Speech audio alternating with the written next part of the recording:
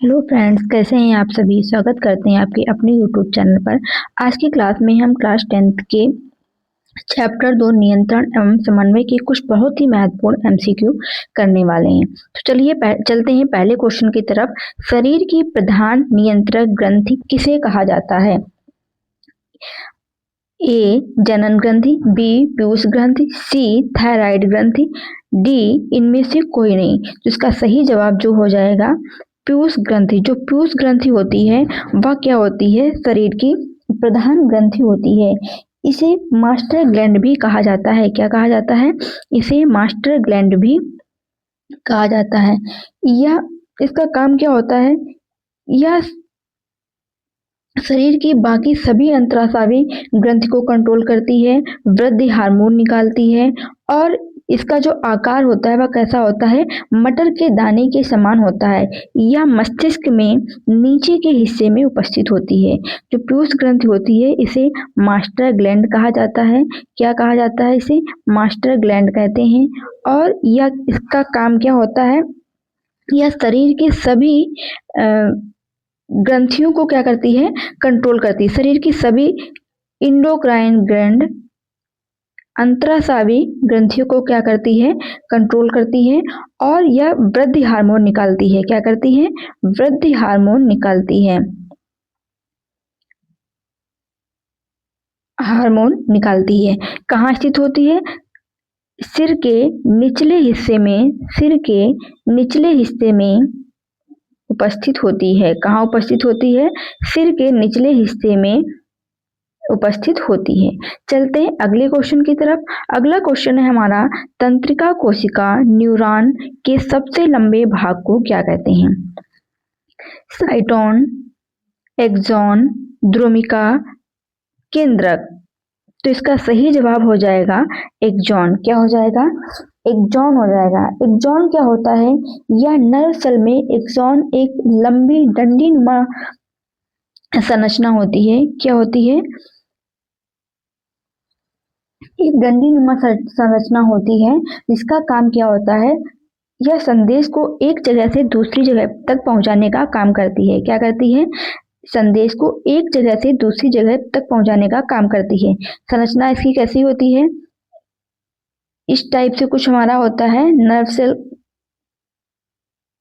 इस टाइप से। ये जो ट्यूब लाइक स्ट्रक्चर होती है यह क्या होते हैं? एक्सॉन होते हैं। क्या होते हैं? एक्सॉन होते हैं। इनका काम क्या होता है? संकेतों को दूर भेजना, यानी जो संदेश होते हैं उन्हें एक जगह से दूसरी जगह तक भेजना। चलते अगले क्वेश्चन की तरह। पौधों में वृद्धि रोकने वाले हार्मोन्स का नाम बताइए। ऐसा कौन सा हार्मोन्स है जो पौधों में वृद्धि को रोकता है? पहले सभी पादप हार्मोन्स की बात कर लेते हैं कि पादप हार्मोन्स होते कौन कौन से हैं। पादप हार्मोन कौन कौन से होते हैं? तो ऑक्सिन, दूसरा जिब्रेलिन, तीसरा साइटोकाइनिन,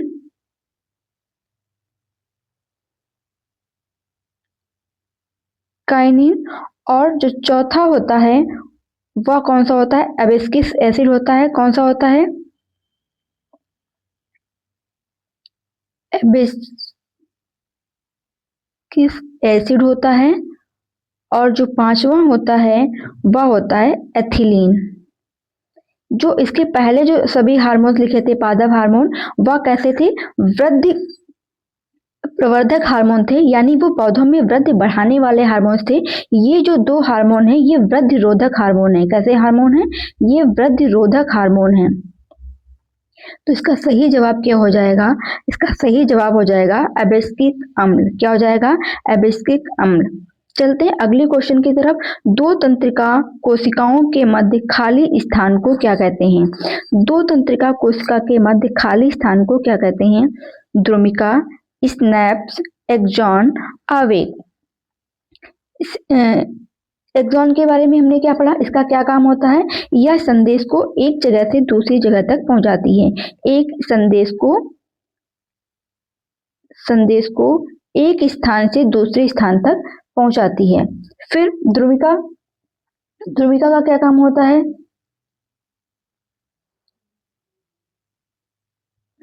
द्रुमिका क्या करता है, यह बाहर से जानकारी को क्या करता है, ग्रहण करता है। क्या करता है, यह बाहर से जानकारी को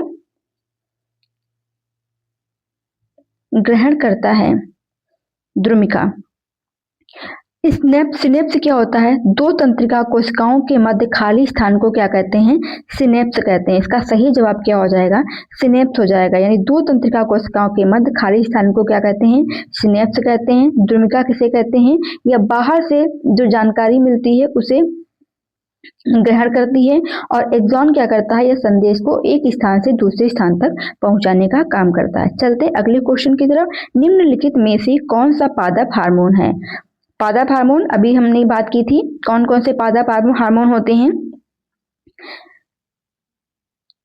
पहला ऑक्सिन, दूसरा जिब्रेलिन पढ़ा था,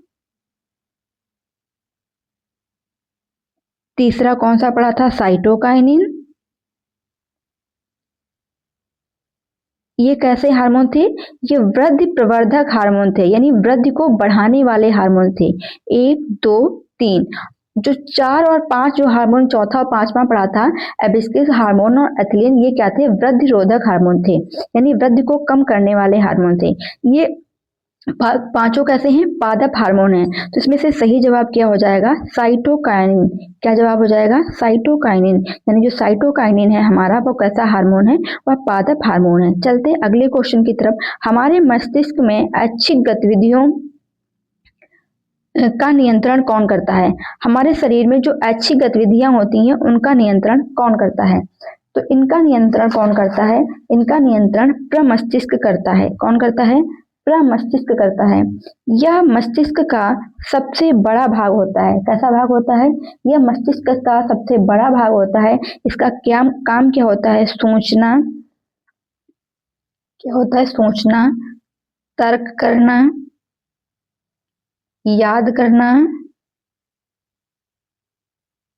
और यानी अपने डिसीजन को कंट्रोल करना। चलते हैं अगले क्वेश्चन की तरफ। लड़ो या उड़ो हार्मोन किस ग्रंथि से स्रावित होता है। तो लड़ो और उड़ो हार्मोन जो है वह किस ग्रंथि से स्रावित होता है। तो इसका सही जवाब हो जाएगा, एक मिनट, इसका सही जवाब क्या हो जाएगा, लड़ो और उड़ो हार्मोन या एड्रिनल ग्रंथि से क्या होता है, स्रावित होता है। किससे स्रावित होता है, एड्रिनल ग्रंथि से स्रावित होता है। चलते अगले क्वेश्चन की तरफ। पराग नलिका की बीजांड की ओर वृद्धि करना किसका उदाहरण है। यानी पराग नलिका की बीजांड की ओर वृद्धि करना किसका उदाहरण है। तो इसका सही जवाब हो जाएगा रसायनवर्तन। क्या हो जाएगा, रसायनवर्तन। चलते हैं अगले क्वेश्चन की तरफ। आयोडीन की कमी से कौन सा रोग होता है। ए मधुमेह, बी स्कर्वी, सी घेंघा और डी रिकेट्स। तो इसका सही जवाब क्या हो जाएगा, जो आयोडीन की कमी के कारण कौन सा रोग होता है, घेंघा रोग होता है। कौन सा रोग होता है, घेंघा रोग होता है। यह कब होता है, जब थायराइड ग्रंथि में खराबी हो जाती है तो कौन सा रोग हो जाता है, घेंघा रोग हो जाता है। चलते हैं अगले क्वेश्चन की तरफ। अगला क्वेश्चन है हमारा, मस्तिष्क का कौन सा भाग शरीर की स्थिति और संतुलन को बनाए रखता है। तो शरीर का कौन सा भाग है जो शरीर का कौन सा भाग है जो शरीर की स्थिति और संतुलन को बनाए रखता है। तो इसका सही जवाब जो हो जाएगा अनुमस्तिष्क। कौन सा, अनुमस्तिष्क। या क्या करता है, अनुमस्तिष्क। इसका सही जवाब हो जाएगा। इसका काम क्या है, यह ऐच्छिक गतिविधियों पर कंट्रोल करता है। कैसे, किस पे करता है, ऐच्छिक गतिविधियों पर कंट्रोल करता है। किस पे, ऐच्छिक गतिविधियों पर कंट्रोल करता है। कौन, अनुमस्तिष्क। चलते हैं अगले क्वेश्चन की तरफ। शरीर की सबसे लंबी कोशिका कौन सी होती है। पेशी कोशिका, तंत्रिका कोशिका, अस्थि कोशिका, रक्त कोशिका। तो शरीर की जो सबसे लंबी कोशिका होती है वह कौन सी होती है, तंत्रिका कोशिका होती है। कौन सी कोशिका होती है, तंत्रिका कोशिका होती है। चलते अगले क्वेश्चन की तरफ। देख लेते हैं इसकी थ्योरी के बारे में। जो शरीर की सबसे लंबी कोशिका होती है वह कौन सी होती है? तंत्रिका कोशिका होती है। इसका मुख्य काम क्या होता है? इसका मुख्य काम होता है शरीर के एक हिस्से से दूसरे हिस्से तक सूचनाओं को पहुंचाना। इसका क्या होता है? शरीर के एक हिस्से से दूसरे हिस्से तक सूचनाओं को विद्युत आवेग के रूप में पहुंचाना। इसकी लंबाई कितनी होती है? 1 मीटर होती है। कितनी लंबाई होती है इसकी? 1 मीटर होती है। चलते हैं अगले क्वेश्चन की तरफ।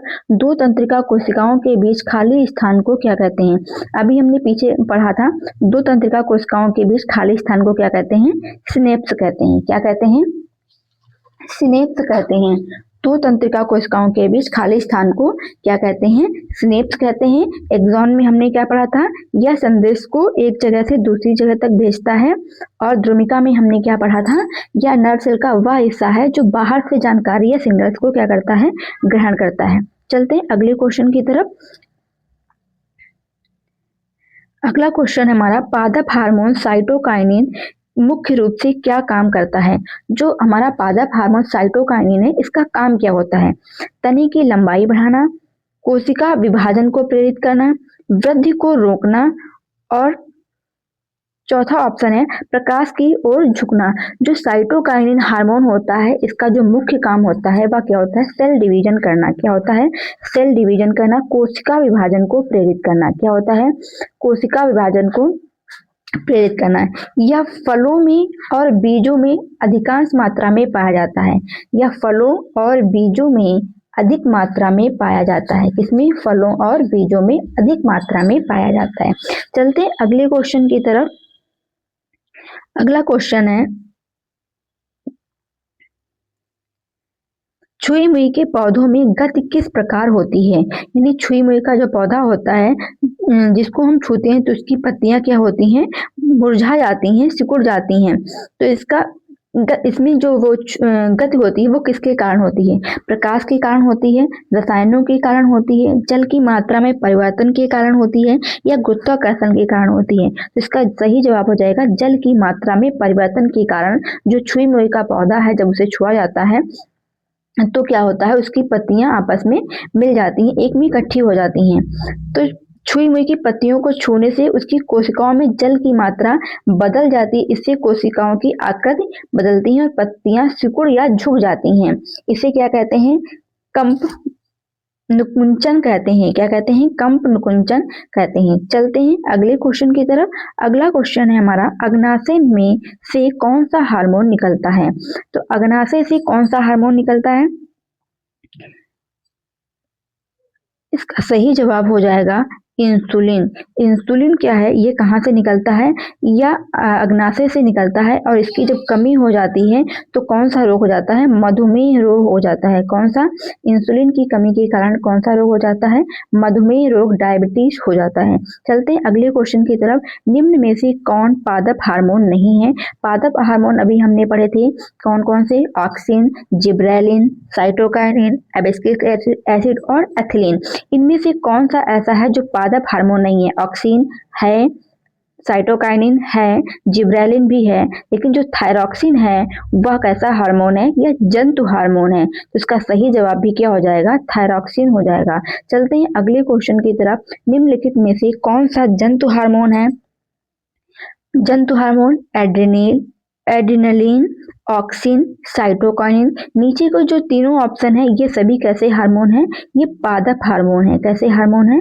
ये पादप हार्मोन है। जो हमारा एड्रेनलिन था फर्स्ट ऑप्शन में, वो जवाब सही हो जाएगा क्योंकि यह जंतु हार्मोन है, यह पादप हार्मोन नहीं है। चलते अगले क्वेश्चन की तरफ। थायरॉक्सिन हार्मोन बनाने में किसकी आवश्यकता पड़ती है?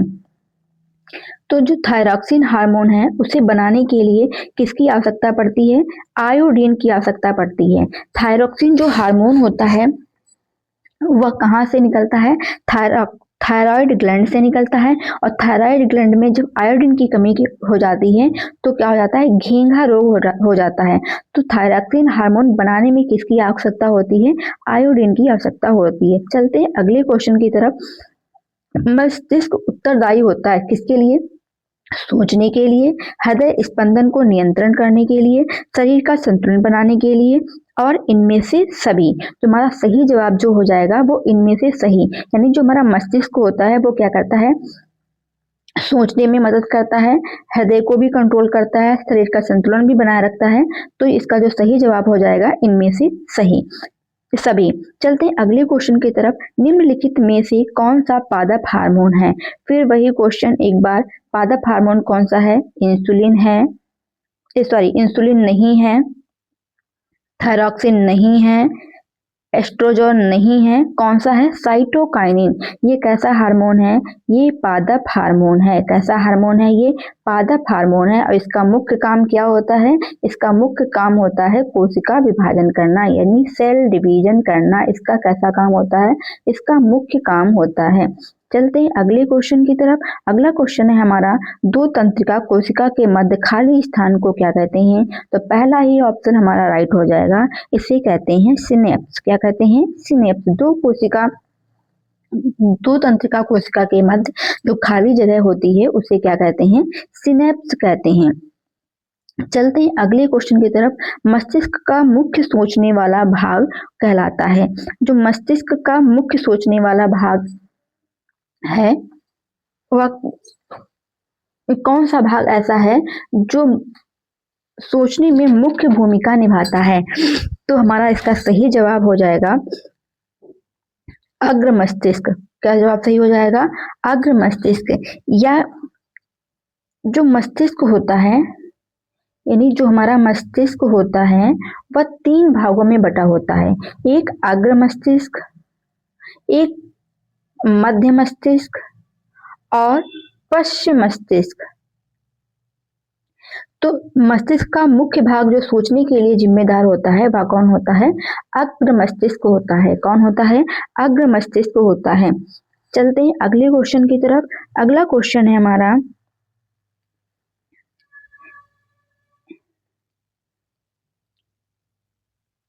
वृद्धि हार्मोन स्रावित होता है। वृद्धि हार्मोन किससे स्रावित होता है?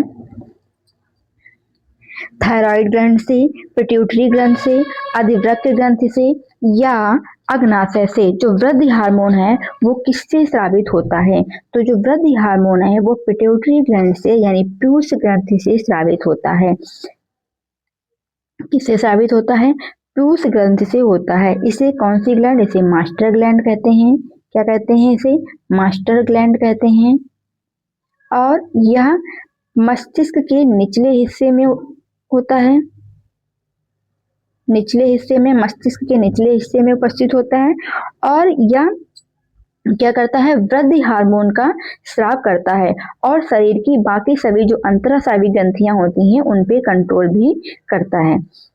चलते हैं अगले क्वेश्चन की तरफ। इंसुलिन स्रावित होता है, किससे स्रावित होता है? थायराइड ग्रंथ से या अग्नाशय से या पीयूष ग्रंथि से या वृषण से। तो जो थायरॉक्सिन है, सॉरी इंसुलिन है, वह किससे स्रावित होता है? वह अग्नाशय से स्रावित होता है। किससे स्रावित होता है? अग्नाशय से स्रावित होता है। घेंघा रोग का नियमन कौन करता है? तो घेंघा रोग का नियमन कौन करता है? Thyroxine hormone. कौन करता है? थायरॉक्सिन हार्मोन या थायराइड ग्लैंड से निकलता है। किससे? थायराइड किससे निकलता है? थायराइड ग्रंथि से निकलता है। और यह क्या करता है? घेंघा रोग का नियमन करता है, थायरॉक्सिन हार्मोन। चलते अगले क्वेश्चन की तरफ। निम्नलिखित में से कौन सी प्रक्रिया केवल जंतुओं में पाई जाती है? तो वृद्धि, श्वसन, तंत्रिकीय नियंत्रण, हार्मोनी नियंत्रण। हार्मोनी नियंत्रण पौधों में भी होता है और जंतुओं में भी होता है। वृद्धि पौधों में भी होती है और जंतुओं में भी होती है। श्वसन पौधों में भी होता है और जंतुओं में भी होता है। लेकिन जो तंत्रीय नियंत्रण होता है वह सिर्फ जंतुओं में होता है। जो तंत्रीय नियंत्रण की क्रिया है वह कहाँ होती है? सिर्फ उसमें होती है, जंतुओं में होती है। जंतुओं में हमने सबसे पहले क्या पढ़ा था? जो हमारी नर्व सेल होती है, जो नर्व सेल होती हैं वह किस प्रकार सूचनाओं को आगे की ओर ले जाती हैं? पहले द्रुमिका, यानी फिर कहाँ जाती है? सेल बॉडी में सूचनाएं जाती हैं। उसके बाद सूचनाएं जाती हैं एक्सॉन में, उसके बाद जाती हैं सिनेप्स में। इन सभी के बारे में डिटेल में आपको इसी क्लास में बताया जा चुका है। कैसी लगी आपको क्लास कमेंट में ज़रूर बताएं। क्लास को शेयर करें, लाइक करें और चैनल को सब्सक्राइब जरूर करें। मिलते हैं अगली क्लास में, तब तक के लिए जय हिंद, जय भारत।